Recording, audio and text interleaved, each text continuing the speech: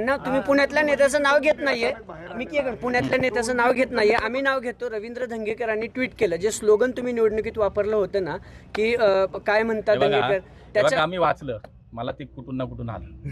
निवडणुकीच्या काळात सुद्धा विधानसभा असेल लोकसभा असेल या व्यक्तींनी खालच्या पातळीवर जाऊन सगळ्यांवरती आरोप केले होते आमच्यावर. तेव्हा सुद्धा तुम्हाला सगळ्यांना सांगितलं होतं की मी तरी सुद्धा या माणसावरती एकही शब्द बोलणार नाही.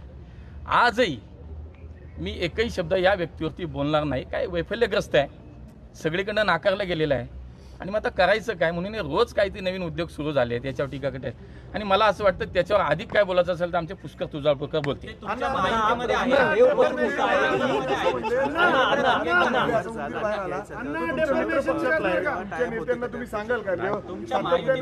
मला असं वाटतं की आमच्यावरती नेत्यांची भूमिका स्पष्ट आहे. आम्ही महायुतीतले सगळे नेते आमची जे सांगतील ते आम्ही ऐकतो. इथं हाय काय प्रकारे काय प्रकरण आहे त्यांचं त्यांनाच माहिती, त्यामुळे मी कुणाला सांगणार नाही. चंद्रकांत दादा दादांवरती सुद्धा आरोप केले. एक कागद दिला का हो दादांच्या आरोपावरती? एक कागद नाही दिला. तर मला असं वाटतं की तुम्ही लोक पण आता मुंबईत जसं एक सकाळी काहीतरी भोंगा वाजतो तसं आता पुण्यातला तुम्ही सुद्धा विचार करा की कोणाला एंटरटेन केलं पाहिजे, कोणाचं वाजवलं पाहिजे, कोणाला आपण विचारलं पाहिजे का? ते तथ्यच नाही ना काही. त्यामुळे मी काय त्या व्यक्तीबद्दल बोलणार पण नाही. आमचा पुष्कर समर्थ आहे.